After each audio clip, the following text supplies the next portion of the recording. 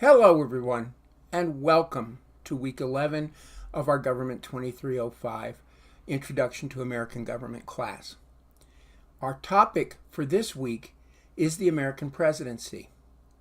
Our objectives for this week are first, to trace the evolution and development of presidential power.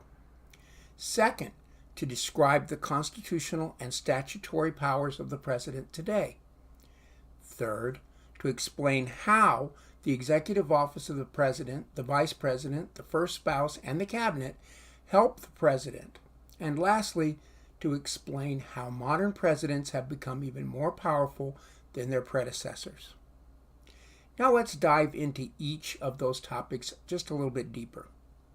First, American presidents have adopted different roles based on their perception of the nation's need at any given time. From the early years of our nation through the First World War, early presidents helped to establish the federal court system. They created a system by which our new nation would be financed.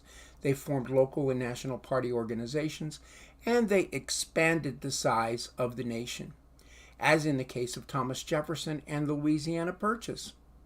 But by the turn of the last century, in the late 1800s and early 1900s, presidents needed to develop systems that would allow them to adapt to a growing nation and the growing economy that accompanied it. By the presidency of Woodrow Wilson during World War I, it was becoming obvious that a new international organization was needed to help prevent world wars. This was the League of Nations, but the elected representatives in Congress resisted, as did foreign leaders who were afraid of this new movement away from nationalism to a focus on international affairs. By the time of the Great Depression in the 1930s, presidential action has helped define the direction and pace of American leadership and growth, both domestically and internationally. Franklin Delano Roosevelt, FDR, led the response to the Great Depression by instituting the ideas of British economist John Maynard Keynes. Keynes' focus on the need for government spending led to the rapid and exponential growth of the United States government and its accompanying bureaucracy. And at the same time, we see an increase in the president's legislative power and influence through the creation of new laws and an alphabet soup of federal programs that were aimed at increasing employment and fighting the intense poverty that was associated with this era in American history. Now, because of the use of government spending and the expansion of legislative powers, the political and policy importance of the president and its actions has steadily increased over time. Next, let's talk about the president's sources of authority and the role of the president in the administration of government. The powers of the president come from two primary sources. First is constitutional authority, which derives from the provisions of the Constitution, particularly Article 2, which outlines the role and powers of the president and the executive branch. Second is statutory authority, which is power given to the president through laws that have been enacted in Congress over time. The president serves a great many roles. First, the president serves as chief executive of the nation and has constitutional and legislative authority over the administration of the government's executive departments and the daily operations of government business, which we often describe as the bureaucracy. Second, the president serves as head of the state and acts on behalf of the nation in establishing foreign policy and through interactions with other foreign leaders. Third, the president serves as commander-in-chief and in this role is responsible for overseeing the operations of the United States military. And of course, while the Constitution describes the president and his role or her role as commander-in-chief, it also gives the power to declare war and to fund the nation's military to Congress. In terms of specific powers granted to the president in the Constitution, just a few of these include the power to ensure that new laws are properly enforced by using judgment regarding budgets and regulations, and to issue unilateral executive orders which have the force of law unless specifically modified by an act of Congress. The appointment of ambassadors, federal judges, and senior bureaucrats, including members of the President's cabinet with Senate confirmation necessary in order to place them into office. The use of recess appointments, which occur when Congress is not in session. The ability to veto legislation that he or she may not agree with. The ability to order troops into combat pending the authorization and funding of Congress. The ability to form executive agreements with foreign nations without Senate consent and to enter into treaties with foreign nations pending Senate consent. The power to pardon criminals convicted of federal crimes, to commission military officers, and to convene Congress. But along with these powers are others that are less formal, such as the President's role as a communicator and his ability to address joint sessions of Congress or the people directly. Often this is referred to as the bully pulpit. His or her ability to propose, but not necessarily introduce, legislation and to influence the passage of legislation. This is often tempered by the powers of Congress itself. And the power of executive privilege, which does not appear in the Constitution and is generally recognized as immunity that is given to the President and his or her subordinates to keep certain communications private so as to encourage the free exchange of thoughts during the decision-making process. As a formal institution within government, the President's staff is overseen through the Executive Office of the President, or the EOP, which is a group of policy-related offices that serve as a support staff for the President and is responsible for helping the President and his or her party to turn their goals into laws and policies. The Vice President has little constitutional responsibility, but recent Vice Presidents have played important roles as presidential advisors and confidants.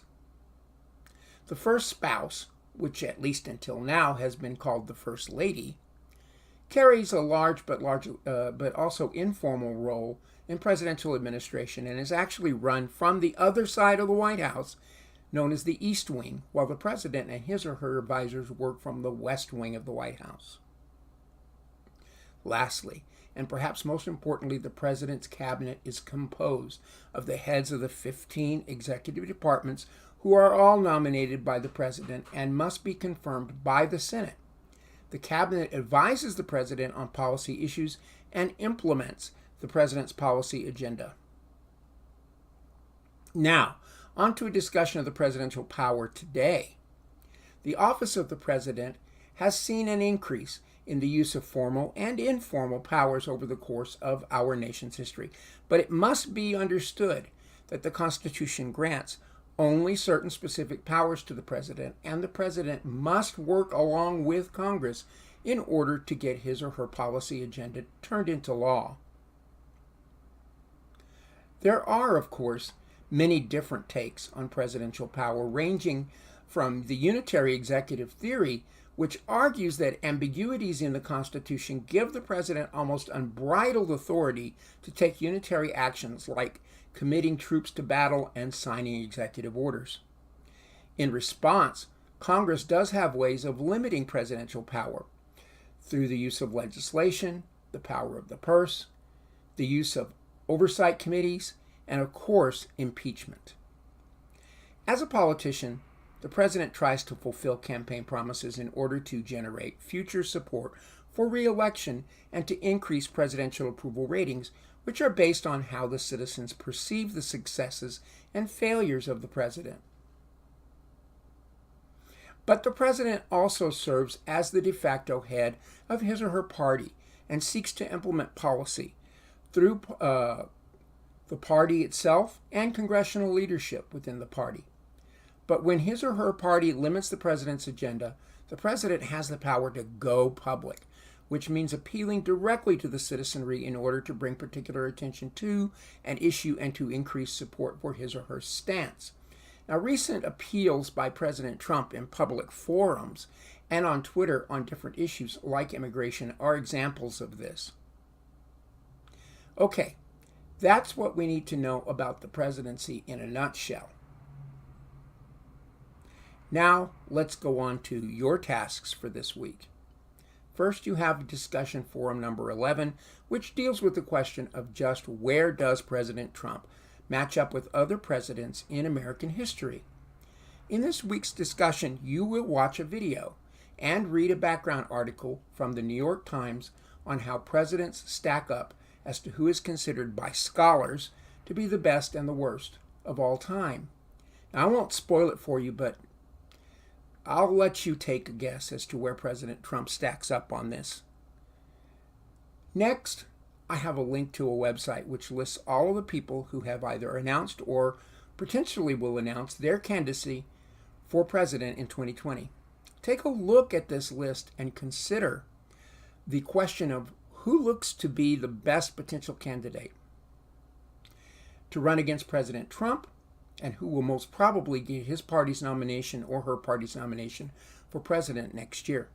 Be sure to defend your answers to the questions given in the discussion and to respond to one of your peers' posts in the discussion forum.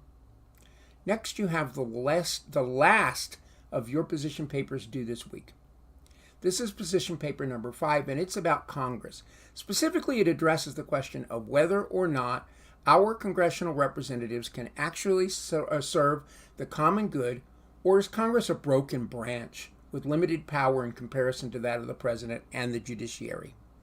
Of course, you will use the attached Word document to create a one-page position paper which will discuss your position on this question, and it will address the question by looking at arguments from the readings which support or contrast with your position. Then you will restate why you believe your position is the best one. Please be sure to submit your position paper in Word or PDF format and to send it for grading using the link in Blackboard. Okay, that's it for this week.